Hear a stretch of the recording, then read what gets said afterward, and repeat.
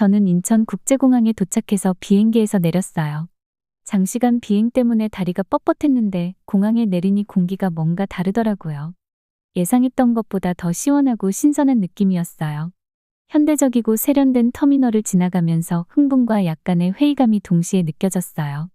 제 이름은 알렉스 터너이고 저는 미국 기자예요. 이번에 중요한 취재 때문에 한국에 오게 되었어요. 북한의 핵 프로그램과 그것에 대한 한국의 대응에 대한 진실을 밝히는 것이 제 임무죠. 몇 년 동안 저는 이 지역을 멀리서만 공부했어요. 여러 보고서를 읽고 뉴스 영상을 봤지만 이렇게 직접 와보니 완전히 다른 느낌이었어요. 입국 심사를 마치고 비행 중에 머릿속에 가득 채웠던 정보들이 떠올랐어요. 외교회담, 핵실험, 정치적 긴장에 대한 보고서를 잔뜩 읽었죠. 하지만 분비는 입국장을 나오면서 책으로 배운 것만으로는 한국의 현실을 준비하기에 부족했다는 생각이 들었어요. 가장 먼저 눈에 들어온 건 한국이 정말 현대적이라는 점이었어요. 공항에서는 세련된 기차가 사람들을 빠르게 실어 나르고 어디를 봐도 사람들이 스마트폰에 몰두하고 있었어요. 제가 상상했던 항상 북쪽의 그늘에 가려져 있는 고군분투하는 나라와는 달리 이곳은 활기차고 목표가 뚜렷한 곳이었어요. 택시를 타고 서울 시내로 향했어요. 차창에 얼굴을 대고 밖을 구경했는데 고층 빌딩들이 하늘을 향해 솟아 있었고 그 유리창에는 석양이 반사되고 있었어요. 거리에는 바삐 움직이는 사람들로 가득했고 교통 소리와 대화 소리로 가득 찬 분위기였어요. 한국은 처음 오시나요? 택시 기사님이 백미러로 저를 보며 물었어요. 저는 고개를 끄덕였어요. 네, 일 때문에 왔어요. 기사님이 미소를 지으며 말했어요. 아, 요즘 많은 외국인들이 사업 때문에 오죠. 한국은 사업하기에 좋은 나라예요. 그분이 자신이 사는 나라가 얼마나 위험에 처해 있는지 알고 있을까 궁금했어요. 길거리를 걷고 있는 사람들이 북쪽에 있는 위협을 얼마나 의식하고 있을까 생각하니 이런 평범한 일상이 계속된다는 게 믿기지 않았어요. 호텔에 도착해 체크인하고 방으로 올라갔어요. 방은 작았지만 편안했고 창밖으로 보이는 도시 전경이 아주 멋졌어요. 창가에 서서 한참 동안 도시의 불빛들이 켜지는 걸 지켜봤어요. 서울은 다양한 색깔로 화려하게 물들어갔죠. 눈앞에 펼쳐진 아름다운 경치에도 불구하고 뭔가 놓치고 있다는 기분을 지울 수 없었어요. 이 활기찬 도시가 제가 알고 있던 한반도의 모습과는 너무 달랐거든요. 이렇게 적대적인 핵 강국 바로 옆에 살면서도 왜 이곳에는 불안감이나 두려움이 보이지 않는 걸까? 노트북을 꺼내 자료를 정리하기 시작했어요. 앞으로 며칠 동안 정치 전문가, 전직 정부관리 그리고 탈북자들과의 만남이 예정되어 있었죠. 저는 이 상황의 진짜 이면을 알아내려고 결심했어요. 그 모든 외교 회담과 평화 협정 뒤에 숨겨진 진실이 무엇인지 이해하고 싶었어요. 밤이 깊어가면서 시차 적응이 잘 안 되어 잠이 오지 않았어요. 그래서 머리를 식힐 겸 산책을 나갔죠. 거리는 여전히 사람들이 많았고 야외 식당에서 저녁을 먹는 젊은이들과 가족들이 밤 산책을 즐기고 있었어요. 작은 공원에 멈춰서서 가로등 아래서 태극권을 연습하는 할아버지를 바라봤어요. 멀리서는 도시를 둘러싼 산들이 어두운 실루엣으로 보였어요. 그 산 너머 어딘가에 북한이 있겠죠. 여전히 수수께끼와 위험으로 가득한 나라. 그곳에 서 있으니 여러 가지 감정이 교차했어요. 취재를 시작한다는 생각에 설레면서도 동시에 불안감이 엄습했어요. 제가 예상한 것보다 훨씬 더 복잡한 상황일 수도 있겠다는 생각이 들었어요. 내가 쓰려고 온 이야기가 진짜 이야기일까? 아니면 전혀 다른 이야기가 숨어 있는 걸까? 호텔로 돌아가는 길에 문득 이번 취재가 단순히 한국에 대한 이해를 바꾸는 것에 그치지 않을지도 모르겠다는 생각이 들었어요. 이번 경험이 저 자신을 바꿔놓을지도 모른다는 예감이 들었죠. 그렇게 많은 질문들이 머릿속에 가득 찬 채로 잠에 들었어요. 그리고 앞으로 며칠 동안 제가 마주할 진실들이 제 신념을 뿌리째 흔들고 상상조차 하지 못했던 복잡하고 위험한 현실을 드러내줄 것이라는 걸 그때는 미처 몰랐어요. 다음 날 아침 일찍 일어나자마자 머릿속에 질문들이 떠다녔어요. 호텔 방 창문 밖으로 보이는 풍경은 이미 활기차게 움직이는 도시였고 서울은 내가 상상했던 것과는 전혀 달랐어요. 첫 번째 목적지는 연세대학교였어요. 거기서 북한 핵 프로그램의 전문가인 박 박사님을 만나기로 했거든요. 캠퍼스를 걸어가면서 모든 것이 평범해 보이는 게 이상하게 느껴졌어요. 학생들은 수업에 가려고 서둘러 걷고 웃으며 대화를 나누고 있었죠. 그런데 불과 몇 마일 북쪽에선 위험한 정권이 핵무기를 만들고 있다는 사실이 믿기지 않았어요. 박 박사님의 사무실은 책과 서류로 가득 찬 작은 공간이었어요. 박사님은 따뜻한 미소와 함께 나를 반갑게 맞아주셨어요. 터너 씨, 서울에 오신 걸 환영합니다. 박사님이 완벽한 영어로 말했어요. 서울은 재미있으신가요? 나는 놀라움을 감추며 고개를 끄덕였어요. 박 박사님은 내가 생각했던 딱딱한 학자의 이미지와는 전혀 달랐어요. 예상보다 젊고 친절한 눈빛에 두꺼운 안경을 낀 아마도 40대 초반쯤 되어 보였어요. 본론으로 바로 들어가죠. 박사님이 나에게 자리에 앉으라고 손짓하며 말했어요. 북한 핵 프로그램에 대해 알고 싶어서 오신 거 맞죠?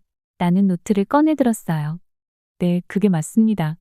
실제로 어떤 일이 벌어지고 있는지 알고 싶어요. 박사님의 표정이 진지해지더니 몸을 가까이 숙이며 목소리를 낮췄어요. 지금부터 말할 것은 널리 알려지지 않은 사실입니다. 준비되셨나요? 심장이 두근거리기 시작했어요. 바로 이걸 위해 여기에 온 거였으니까요. 준비됐습니다. 강선에 대해 들어보셨나요? 박사님이 물었어요. 나는 고개를 저었어요. 그 이름은 처음 들어봤거든요. 강선은 북한의 비밀 시설입니다. 박사님이 설명했어요. 거기서 핵무기를 만들기 위해 우라늄을 농축하고 있죠. 나는 노트에 급하게 메모를 하기 시작했어요. 그걸 어떻게 알 수 있나요? 박사님은 서류철을 꺼내더니 책상 위에 몇 장의 사진을 펼쳤어요. 이건 위성 사진입니다. 박사님이 흐릿한 사진을 가리키며 말했어요. 이 건물이 보이죠? 정보기관은 여기서 농축 작업이 이뤄지고 있다고 믿고 있습니다. 나는 더 가까이 다가가 사진을 들여다봤어요. 그 건물은 평범해 보였어요. 공장이나 창고처럼요. 어떻게 확신할 수 있죠? 100% 확신할 순 없어요. 박사님이 인정했어요. 하지만 탈북자들이 이 시설의 존재를 확인해줬어요. 그리고 이 건물로 연결된 전력선을 보세요. 일반 공장보다 훨씬 많은 전기를 사용하고 있어요. 박사님의 설명을 들으니 등골이 서늘해졌어요. 이건 단순한 정치적 게임이 아니었어요. 이건 현실이었고 위험했죠. 가장 무서운 점은 박사님이 계속 말했어요. 강선이 유일한 시설이 아니라는 겁니다. 우리는 북한 전역에 이와 같은 다른 시설들이 더 있을 것으로 보고 있어요. 나는 노트에서 눈을 떼고 박사님을 바라봤어요. 그런데 평화회담은요? 협상은 어떻게 되는 거죠? 박사님은 깊게 한숨을 쉬었어요. 그게 문제입니다. 북한은 평화를 말하면서도 뒤로는 이런 시설들을 계속 짓고 있어요. 위험한 게임을 하고 있는 거죠. 우리는 몇 시간 동안 대화를 나눴어요. 박사님은 더 많은 문서를 보여주고 우라늄 농축의 과학적 배경을 설명해줬으며 북한의 핵 프로그램에 관련된 탈북자들의 이야기를 들려줬어요. 박사님 사무실을 나설 때쯤 머릿속이 혼란스러웠어요. 상황은 내가 생각했던 것보다 훨씬 복잡하고 위험했어요. 남한은 그저 강대국들 사이에 끼어 있는 게 아니었어요. 바로 옆에 있는 시한폭탄과 함께 살고 있는 셈이었죠. 그날 저녁 호텔로 돌아가는 길에 나는 주변을 새롭게 바라보았어요. 밝은 불빛, 바쁘게 움직이는 거리, 가까운 레스토랑에서 들려오는 웃음소리 모든 것이 이제 더 소중하게 느껴졌어요. 이 사람들은 보이지 않는 위협 속에서 그들의 삶을 살아가고 있었던 거예요. 박사님과 그의 연구가 떠올랐어요. 박사님은 단순히 흥미로운 문제를 연구하는 과학자가 아니었어요. 자신의 나라와 국민을 지키기 위해 실질적인 위협을 이해하려고 노력하는 분이었죠. 그날 밤 호텔 방에서 늦게까지 깨어 노트를 정리하고 내가 배운 것들에 대해 생각했어요. 내가 쓰려고 했던 이야기는 점점 변하고 있었어요. 이건 단순한 정치와 외교에 관한 이야기가 아니었어요. 이건 생존에 관한 이야기였어요. 남한은 위험한 이웃과의 평화 속에서 어떻게 균형을 맞추고 있는지 알아내야 했어요. 잠자리에 들 즈음, 나는 남한을 바라보는 내 시각이 달라지고 있다는 것을 깨달았어요. 이 나라는 그저 강대국들 사이에서 고군분투하는 약한 나라가 아니었어요. 엄청난 도전에 직면한 용감한 나라였어요. 내일은 더 깊이 파헤쳐야겠다고 생각했어요. 남한이 이 위협을 어떻게 다루고 있는지, 평화와 위험 사이에서 어떻게 균형을 맞추고 있는지 알아봐야 했죠. 그리고 이 반도의 미래가 어떻게 될지에 대한 궁금증이 머릿속을 가득 채운 채 잠에 들었어요. 다음 날 아침, 머리가 복잡해서 일찍 일어났어요. 지금까지 배운 것들이 온통 머릿속을 맴돌았거든요. 서울 스카이라인 위로 햇빛이 막 비치기 시작할 때 또 다른 인터뷰 준비를 했어요. 하지만 오늘은 조금 달랐어요. 남북한 평화 협상 한가운데에 있었던 사람들을 만나기로 했거든요. 거리로 나가면서 주변을 둘러보니 모든 게 평소와 다름없이 보였어요. 사람들은 출근을 서두르고 학생들은 학교로 가는 길에 친구들과 이야기하고 있었죠. 하지만 몇 마일 북쪽에는 어떤 위험한 비밀을 숨기고 있을지 모르는 나라가 있다는 게 믿기지 않았어요. 이태원에 있는 작은 카페에 도착했어요. 이곳은 국제적인 분위기로 유명한 동네죠. 카페 안은 아늑했고 나무 테이블과 갓 내린 커피 향이 가득했어요. 저는 아메리카노를 시키고 기다렸어요. 잠시 후 한 50대 남성이 들어왔어요. 그는 피곤해 보였고 눈가에 있는 주름은 오랜 시간 고민과 결단의 흔적을 보여줬어요. 바로 김 선생님이었어요. 문재인 전 대통령과 함께 일했던 고위 공무원이었죠. 만나주셔서 감사합니다. 저는 악수를 청하며 말했어요. 김 선생님은 고개를 끄덕이며 자리에 앉았어요. 상황을 좀 더 잘 이해하는 데 도움이 되길 바랍니다. 라고 말씀하셨죠. 저는 노트와 펜을 꺼내 들고 물어봤어요. 평화 협상에 대해 이야기해 주시겠어요? 실제로는 어땠나요? 김 선생님은 깊이 한숨을 쉬며 조용하지만 단호한 목소리로 말문을 열었어요. 우리는 평화를 원했습니다. 정말로요. 하지만 그는 잠시 멈추고 주위를 둘러봤어요. 누군가가 듣고 있는지 확인하는 듯 했죠. 알고 있었어요. 우리는 언제나 북한이 모든 카드를 내놓지 않았다는 걸 알고 있었어요. 저는 흥미가 생겨 몸을 앞으로 기울였어요. 무슨 뜻이죠? 북한이 여전히 핵무기를 개발하고 있을 거라고 의심했어요. 그가 설명했어요. 평화에 대해 이야기하면서도 우리는 그들의 비밀 프로그램이 계속 진행 중이라는 증거를 가지고 있었죠. 순간 등골이 서늘해졌어요. 이건 정말 큰 이야기였어요. 그런데 왜 협상을 계속했나요? 저는 놀라움을 감추려고 애쓰며 물었어요. 김 선생님은 제 눈을 바라보며 슬픔과 결단이 뒤섞인 표정을 지었어요. 우리는 선택의 여지가 없었어요. 벼랑 끝에 서 있었으니까요. 북한을 자극할 수도 없고 그렇다고 무시할 수도 없었죠. 그래서 우리는 희망을 걸고 기도했어요. 평화가 가능할지도 모른다고요. 저는 뒤로 몸을 기대며 이 모든 것을 받아들이려 했어요. 생각했던 것보다 훨씬 복잡했어요. 남한은 그저 무작정 평화를 추구한 게 아니라 엄청나게 위험한 상황을 헤쳐나가고 있었어요. 구체적인 예를 들어주실 수 있을까요? 제가 물었어요. 어떤 결정을 내려야 했나요? 김 선생님은 천천히 고개를 끄덕였어요. 한 번은 북한이 비밀시설을 확장하고 있다는 명확한 증거를 잡았던 적이 있어요. 그 시설은 아마 핵 프로그램과 관련이 있을 거라고 생각했죠. 하지만 그걸 공개적으로 문제 삼았다면 모든 진전이 끝났을 수도 있어요. 심지어 전쟁 위협이 있을 수도 있었죠. 그럼 어떻게 하셨어요? 저는 완전히 몰입해서 물었어요. 우리는 그 문제를 비공식적으로 제기했어요. 더 많은 검증과 투명성을 요구했죠. 우리가 얼마나 알고 있는지 드러내지 않으면서 알고 있다는 걸 알리는 미묘한 균형이었어요. 이야기를 들으면서 남한 지도자들이 얼마나 엄청난 압박을 받고 있었는지 조금씩 알게 됐어요. 그들은 평화를 만들려고 노력하면서도 위험이 점점 커지고 있다는 걸 알고 있었죠. 거짓말을 하고 있을지 모르는 사람들과 미소를 지으며 악수해야 했어요. 그런 스트레스는 어떻게 감당하셨나요? 제가 물어봤어요.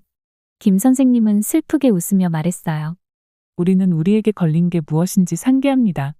이건 단순히 정치적인 문제가 아니에요. 수백만 명의 생명이 달린 일이죠. 우리가 실수하거나 너무 강하게 혹은 약하게 밀어붙이면 그 대가는 정말로 파괴적일 수 있어요. 만남이 끝나갈 무렵 저는 김 선생님에게 감사 인사를 드렸어요. 호텔로 돌아가는 길에 제 시각이 완전히 달라졌다는 걸 느꼈어요. 저는 처음에 남한이 단순히 순진한 희망이나 정치적인 게임을 하고 있을 거라고 생각했어요. 하지만 실제로는 재앙을 막기 위해 위험을 감수하며 더 나은 미래를 위해 노력하는 나라를 발견했어요. 그날 밤, 저는 책상에 앉아 서울의 야경을 바라봤어요. 도시는 불빛으로 가득하고 활기가 넘쳤죠. 하지만 이제 그 불빛 뒤에 국가의 미래를 짊어지고 있는 사람들이 있다는 걸 알게 됐어요. 저는 단순히 사실을 보도하는 게 제 일이 아니라는 걸 깨달았어요. 한반도에서의 삶의 복잡한 현실을 사람들에게 이해시키는 것이 제 임무였어요. 글을 쓰기 시작하면서 그들이 보여준 용기와 결단력을 제대로 전달할 수 있기를 바랐어요. 다음 날 아침, 저는 북한 탈북자들 몇 명과 만났어요. 녹음기를 세팅하는 동안 제 손이 떨리고 있더라고요. 이 사람들은 모든 걸 걸고 탈출했잖아요. 대체 무슨 이야기를 들려줄지 너무 궁금했어요. 방은 작고 답답했어요. 탈북자 10명이 동그랗게 둘러앉아 있었고 그들의 얼굴은 진지했어요. 다들 긴장한 듯 보였지만 결심한 듯한 눈빛이었죠. 저도 깊이 숨을 들이마시고 질문을 시작했어요. 그들의 이야기는 제 가슴을 후려쳤어요. 먹을 게 부족하다고, 위험한 환경에서 일해야 했다고, 항상 두려움 속에 살았다고 말했어요. 한 여자는 부모님을 두고 떠나야 했던 이야기를 하며 눈물을 흘렸어요. 저는 목이 메어 말이 안 나왔지만 그녀에게 티슈를 건네줬어요. 그런데 마지막 탈북자의 이야기가 정말 저를 뒤흔들었어요. 그는 전직 군인으로 마르고 날카로운 눈매를 가진 사람이었어요. 그가 저에게 가까이 다가와 목소리를 낮췄어요. 핵 프로그램 말이에요. 그가 속삭였어요. 생각보다 훨씬 더 커요. 심장이 쿵쾅거렸어요. 무슨 뜻이에요? 그가 주변을 둘러본 뒤 말을 이었어요. 강선이 유일한 비밀 기지가 아니에요. 다른 곳도 있어요. 아주 많아요. 이 프로그램은 어마어마해요. 등골이 오싹했어요. 얼마나 큰데요? 그가 대답했어요. 모든 걸 바꿀 만큼요. 큰일을 준비하고 있어요. 저는 멍한 상태로 그 회의실을 나왔어요. 밖에 햇살이 너무 밝고 활기차 보였어요. 지나가는 사람들은 웃고 이야기하며 평범한 하루를 보내고 있었죠. 이들이 이 사실을 알고나 있는지, 이 위험을 이해하고 있는지 궁금했어요. 공원에 들어가 벤치에 앉았어요. 머릿속이 복잡했어요. 그 군인이 한 말이 사실이라면 모든 게 달라지는 거였어요. 북한은 단순히 협상용으로 핵을 개발하고 있는 게 아니었어요. 그들은 무기를 준비하고 있었어요. 저는 남한이 평화 회담을 위해 얼마나 노력하고 있었는지 떠올렸어요. 그들도 알고 있었을까요? 아니면 그들 역시 다른 사람들처럼 이 사실을 모르고 있는 걸까요? 휴대폰을 꺼내 메모를 훑어봤어요. 외교관들과 관리들을 만났던 그 수많은 회의들. 그들도 문제를 암시하긴 했었지만 이런 이야기는 전혀 없었어요. 남한의 전직 관리가 제게 했던 말이 기억났어요. 우린 진퇴양난에 빠져 있어요. 이제 그 말이 무슨 뜻인지 이해할 수 있었어요. 남한은 북한의 위협을 무시할 수 없었어요. 하지만 전쟁을 시작할 수도 없었죠.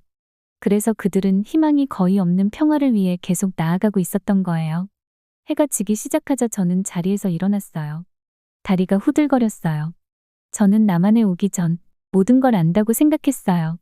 남한이 얼마나 순진한지 북한과 더 큰 강대국들에게 휘둘리고 있다고 쓰려고 했죠. 하지만 이제 제가 얼마나 틀렸는지 깨달았어요. 이건 착한 사람과 나쁜 사람의 단순한 이야기가 아니었어요. 복잡하고 혼란스럽고 두려운 이야기였죠. 호텔로 돌아오는 길에 주위를 둘러보며 생각했어요. 이들은 이렇게 평범하고 차분하게 살고 있었지만 매일같이 이런 위협 속에서 살아가고 있었어요. 어떻게 그럴 수 있을까? 어떻게 다들 이렇게 살아가면서 다가올 위험을 아는 걸까? 방에 도착해 노트북을 켰어요. 처음부터 다시 써야 했어요. 제가 썼던 기사는 이제 쓰레기였어요. 진실을, 전부를 써야 했죠. 북한의 비밀 프로그램에 대해, 남한이 처한 불가능한 상황에 대해, 그리고 그런 위험 속에서도 희망을 잃지 않고 살아가는 용기에 대해 말이에요.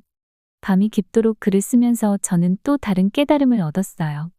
저도 변했더라고요. 몇 주 전에 남한에 도착한 저는 더 이상 아니었어요. 저는 눈을 뜨게 되었고 들은 것들이 저를 변화시켰어요. 저는 단순한 이야기를 찾으러 왔어요. 하지만 대신 복잡한 진실을 찾았죠. 이제 그 진실을 세상에 알리는 건 저희 몫이었어요. 제가 한국 상황에 다른 나라들이 어떻게 개입했는지 더 깊이 파고들면서 예상치 못한 전환점을 맞이했어요. 특히 미국과 관련해서요. 저는 존 볼턴이라는 인물에 대해 알게 되었는데 그는 미국 정부의 중요한 인물이었어요. 그는 국가안보보좌관으로 대통령이 국가안보와 관련된 중요한 결정을 내릴 때 도움을 줬죠. 볼턴은 북한을 다루는 데 있어서 꽤 강경한 입장을 가지고 있었어요. 그는 미국이 더 강경하고 직접적으로 나가야 한다고 생각했죠. 남한이 진행하던 대화나 협상에 대해서는 불만을 품고 있었어요. 볼턴은 북한의 비밀 핵 프로그램에 대한 신호를 무시하는 것이 위험하다고 믿었고, 제가 이전에 알아낸 강성 같은 비밀 시설에 주목해야 한다고 주장했어요. 저는 여러 날 동안 과거 뉴스 기사와 정부 보고서를 읽으며 퍼즐 조각을 맞추듯이 하나씩 정보를 모았어요. 서서히 전체 그림이 선명해졌죠. 볼턴과 그와 비슷한 생각을 가진 사람들은 북한의 유화적인 접근이 실패했다고 생각했어요. 그들은 북한을 정면으로 맞서야 한다고 주장했죠. 하지만 제가 남한 사람들과 이야기를 나누면서 그들이 왜 볼턴의 접근에 동의하지 않는지 이해하게 되었어요. 어느 날 오후, 한 남한 외교관과 조용한 공원에서 만났어요. 그날은 벚꽃이 만개해서 정말 아름다운 날이었는데 우리가 이야기하는 주제는 무거운 것이었죠. 이해하셔야 합니다. 외교관은 평화로운 주변과는 대조적으로 진지한 표정으로 말했어요. 우리는 이 위협 속에서 매일 살아가요. 뉴스에서나 보는 일이 아니라 우리의 현실이죠. 저는 고개를 끄덕였어요. 그들의 입장이 조금씩 이해되기 시작했어요. 외교관은 이어서 말했어요. 북한을 너무 공격적으로 대하면 전쟁이 날 위험이 있어요. 그리고 전쟁이 나면 서울은 몇 시간 안에 파괴될 겁니다. 수백만 명이 죽을 거예요. 그의 말이 제게 깊게 와닿았어요. 남한 사람들에게 이건 단순한 정치 문제가 아니었어요. 생존의 문제였어요. 그날 저녁 호텔로 돌아가면서 저는 도시를 새로운 시선으로 보게 되었어요. 바쁜 거리, 저녁을 먹으러 나온 가족들, 카페에서 공부하는 학생들. 이 모든 것이 북한과의 상황이 잘못되면 순식간에 사라질 수 있었죠. 남한이 대화와 평화를 추구하는 방식이 단순히 나약하거나 순진해서가 아니라는 것을 알게 되었어요. 그들은 실패의 대가를 누구보다 잘 알고 있었기 때문에 그런 방식을 택한 것이었어요. 다음 날 저는 북한과의 경계 근처에 있는 한 군사기지를 방문했어요. 그곳에서 남북한 사이의 황량한 비무장 지대를 바라보고 있자니 등골이 오싹해졌어요. 이곳은 몇십 년 동안 얼어붙은 갈등의 최전선이었어요. 한 젊은 남한 군인이 제 옆에 서 있었어요. 그는 20살도 채 되지 않은 것처럼 보였어요. 저는 그에게 북한과의 상황에 대해 어떻게 생각하냐고 물었어요. 잠시 침묵하더니 그가 말했어요. 우리는 평화를 희망하지만 전쟁을 준비해요. 우리가 할 수 있는 건 그것뿐이니까요. 그의 말이 제 머릿속을 떠나지 않았어요. 남한은 단순히 희망만 하는 게 아니었어요. 그들은 평화를 위해 적극적으로 노력하면서도 동시에 스스로를 방어할 준비를 하고 있었어요. 그 균형은 매우 어렵지만 그들에게는 꼭 필요한 것이었어요. 조사를 계속하면서 저는 남한의 행동을 새로운 시각에서 보게 되었어요. 처음에는 그들이 더 강대국들 사이에서 이리저리 밀리는 약한 나라라고 생각했지만 이제는 그렇지 않다는 것을 깨달았어요. 그들은 평화를 유지하면서 스스로를 보호하기 위해 아주 신중하게 움직이고 있었어요. 문득 박 박사님이 제게 했던 말이 떠올랐어요. 우리는 단순히 북한의 행동에 반응하는 것이 아닙니다. 우리는 한반도의 미래를 만들려고 노력하고 있는 거예요. 이제 그 말이 무엇을 의미하는지 알겠더라고요. 남한은 장기적인 관점을 가지고 있었어요. 언젠가 남북한이 평화적으로 통일될 수 있기를 희망하면서요. 그 꿈은 현실적으로는 불가능해 보일 수도 있지만 그들은 결코 포기하지 않았어요. 조사를 마치며 저는 중요한 진실을 발견한 기분이었어요. 남한은 단순히 강대국들 사이에 끼인 약한 나라가 아니었어요. 그들은 위험한 상황을 용감하게 직면하면서도 평화를 위해 끊임없이 노력하는 강한 나라였어요. 저는 이 이야기를 꼭 세상에 전해야겠다는 생각으로 보고서를 작성하기 시작했어요. 전쟁이 더 쉬워 보일 때 평화를 선택하는 데는 엄청난 용기가 필요하죠. 그리고 남한은 그 작은 나라 안에 큰 마음과 더 큰 꿈을 품고 있는 나라였어요. 한국에서의 마지막 날, 저는 서울의 분주한 거리를 거닐며 이전과는 다른 시선으로 이 나라를 바라보게 됐어요. 서울은 활기로 가득 차 있었고 사람들은 각자의 목적을 가지고 부지런히 움직이고 있었죠. 처음 한국에 도착했을 때와는 달리 저는 이곳 사람들의 에너지와 목적 의식을 새롭게 느꼈어요. 작은 카페에 들러 서툰 한국어로 커피를 주문했을 때 바리스타는 친절하게 제 발음을 교정해줬어요. 커피를 마시며 제가 기대했던 것과는 사뭇 다른 경험들을 되짚어봤죠. 주변에는 곧 있을 시험에 대해 이야기하는 고등학생들, 함께 밤을 즐기며 군밤을 나눠 먹는 노부부, 전화통화를 하며 바삐 지나가는 사업가가 보였어요. 이런 일상적인 장면들이 제게는 새롭게 다가왔어요. 이 사람들이 그저 일상을 보내는 것처럼 보였지만 사실 그들은 엄청난 강인함과 회복력을 지니고 있었어요. 그들은 북한의 위협을 알고 나라가 처한 복잡한 상황을 이해하고 있었지만 두려움에 사로잡히지 않았어요. 계속 걸어가다 보니 한 공원에서 문화축제가 열리고 있었어요.